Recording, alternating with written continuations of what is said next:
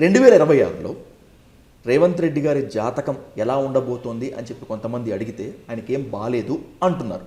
మీరు చెప్తే యాక్యురేట్గా ఉంటుంది కదా, ఎలా ఉంటుంది? బాగుంది అంటే ఎట్లా? ఆయనకి ఇప్పుడు ఆయన పొలిటికల్ గ్రాఫ్ రోజు రోజుకి తగ్గుతున్నట్టుగా అనిపిస్తుంది గురు. ఇప్పుడు గ్రాఫులు పెరుగుతాయి తగ్గుతాయి, సీట్కి అయితే ప్రాబ్లం లేదు కదా. ఇప్పుడు అల్టిమేట్గా 5 సంవత్సరాలు సీట్లో కూర్చున్న వ్యక్తి కూర్చుంటాడు. ఆయన గ్రాఫ్ తగ్గిందా పెరిగిందా అనేది అది క్వశ్చనే కాదు, రూల్డ్ అవుట్.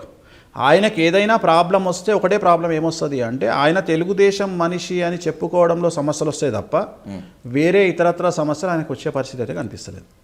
అంతే. అంటే ఇక్కడ ఇప్పుడు జనరల్గా ఏం ఆలోచిస్తామంటే ఒక వ్యక్తి తను కూర్చున్న సీట్లో ఉండడా అనేది డిస్కషన్. సో ఆ సీట్లో అయితే 2026లో ఆయన ఉంటాడు అన్నది మనం లేదు. 2026 తర్వాత అంటే జాతకాలు మారుతుంటాయి కదా.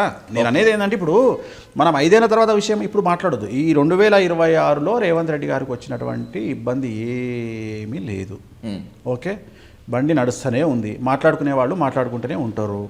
ఇప్పుడు మస్ట్ ఎక్స్పెక్ట్ చేసినాము సర్పంచ్ ఎలక్షన్స్లలో ఏదో కింద మీద అవుతుందని 70% కొట్టిర్రు సర్పంచ్ ఎలక్షన్స్లలో అఫీషియల్గానే. ఓకే, అంత పెద్ద ఏముండదు.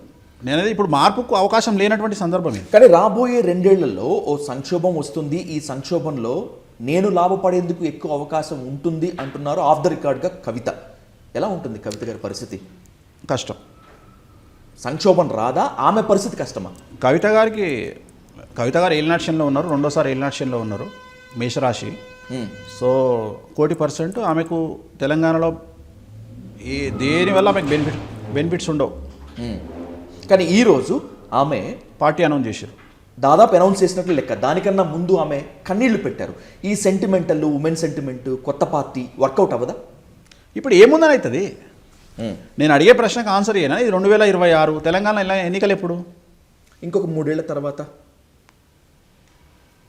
ఏం లేదు కదా ఇప్పుడు. సరే, ఒకవేళ 3 ఏళ్ల తర్వాత అయినా కూడా ఆమెకు మంచి స్పేస్ ఉంటుందా? అప్పుడు మాట్లాడదాం. అంతే. కేసీఆర్ గారి పరిస్థితి ఏంటి? జాతకం ఎలా ఉంది? మే నుండి కింగ్.